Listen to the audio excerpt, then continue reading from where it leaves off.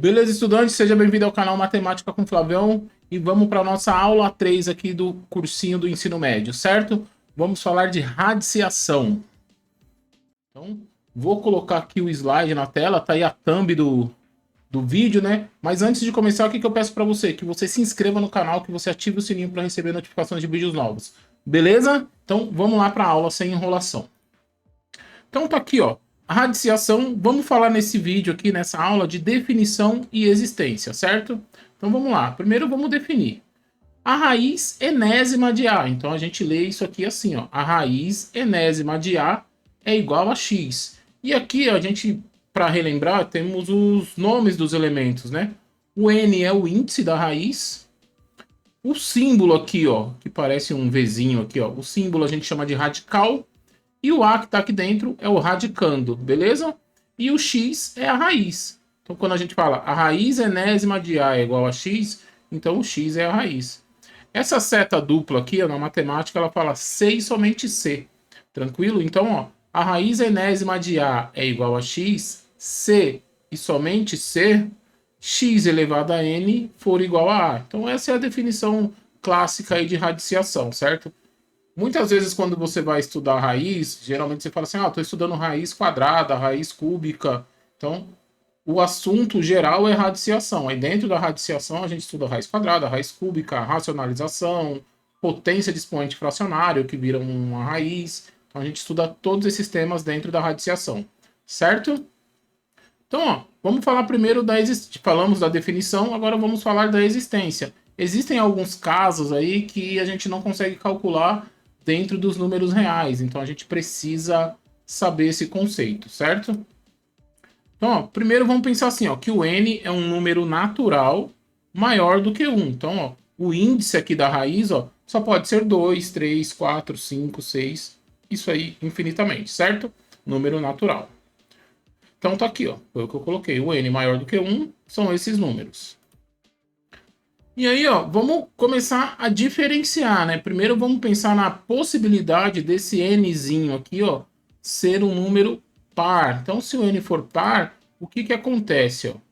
Se o n for par, o que que vai acontecer? Primeiro caso, eu tenho o a positivo e o x positivo, certo? Então, se o n for par, o a for positivo e eu tiver x também positivo. Então, todo mundo aqui positivo, só que o nzinho é um número par. Exemplos. Então, ó, o n é par, o a é o 16, que é positivo, então a raiz quadrada de um número positivo é um número positivo, certo? É isso que eu estou querendo dizer com essa definição aqui, ó, que a raiz quadrada de 16 é 4. Mas se eu não tivesse números aqui, ó, a raiz de índice par de um número positivo tem como resposta um número positivo. Certinho? Então, ó, por que a raiz quadrada de 16 é 4? Porque 4 elevado ao quadrado é 16. Então, estou usando essa regrinha aqui, certo? Outro caso aqui, ó, raiz quarta de 16. Mais uma vez, ó, tem um índice par. Aqui dentro é positivo. A minha resposta também é positiva. Então, ó, por que a raiz quarta de 16 é 2? Porque 2 elevado a 4 é 16, que é 2 vezes 2 vezes 2 vezes 2. Certo? Mais um exemplo aqui, ó. Raiz sexta de 64. Percebe que eu estou seguindo o que está aqui em cima. Ó. N par, o A positivo e eu tenho respostas positivas. Por que é 2? Porque 2 elevado a 6 é 64. Certinho? Vamos olhar agora um outro caso. Então, ó. Se o N for ímpar, o que acontece? Ó? Se o N for ímpar, eu posso pensar assim, ó, posso ter o A como um número real, ou seja, ele pode ser positivo ou negativo, e o X, a resposta também pode ser positiva ou negativa, certo? Então, vamos pensar aí no sinal. Então, olha a ideia aqui, ó, A e X possuem o mesmo sinal. Então, vamos colocar exemplos aqui para a gente entender. Raiz cúbica de 8. Então, ó, tá seguindo aqui, ó, o N é ímpar, o A é positivo, a resposta é positiva, certo? E aqui, ó, por que raiz cúbica de 8 é 2? Porque 2 elevado a 3 é 8. 2 vezes 2 vezes 2, certo? Então, se você manjar um pouco de potência, você vai entender a ideia da raiz. certo? Então é importante que você assista às aulas de potência. Tranquilo? Vamos para outro exemplo. Raiz quinta de 32 é 2. Então, ó, índice ímpar, o A positivo, ó. Então, o A é um número real, só que ele é positivo.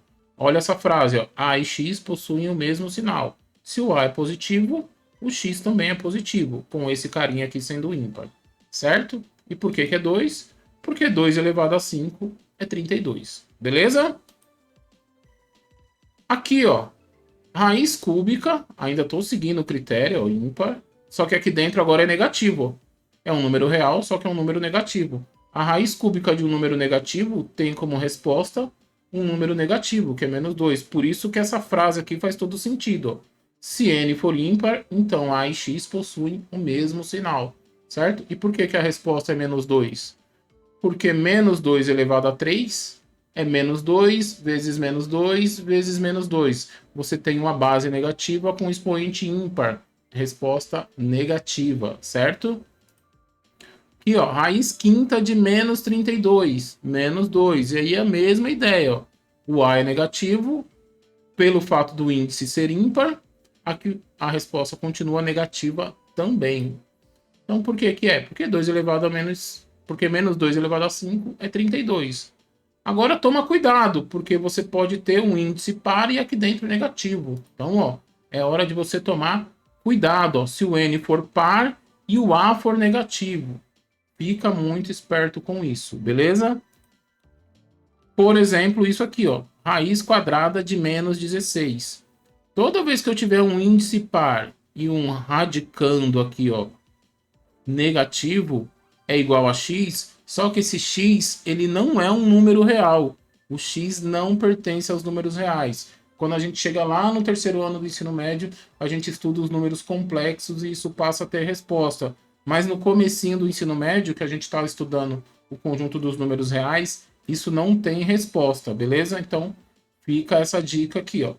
Então, toda vez que você for fazer uma raiz, pensa na definição, que a gente usa a definição de potência, certo? E também toma cuidado com o índice, se é par ou ímpar, e toma cuidado com o númerozinho que está lá dentro da raiz, se ele é positivo ou negativo. Qual o único caso que você não vai conseguir resolver? Quando você tiver um índice par, eu coloquei 2 aqui, mas poderia ser qualquer número par. Quando você tiver um índice par e um radicando negativo, você não tem resposta real, certo? Por hoje é só. Espero que você tenha gostado, espero que você tenha entendido. Se você gostou, deixa aquele like, compartilha o vídeo com seus amigos aí e qualquer dúvida, coloca nos comentários para eu te ajudar, certo? Então, finaliza essa aula aqui. Valeu pela companhia e até a próxima. Fui, tchau, tchau.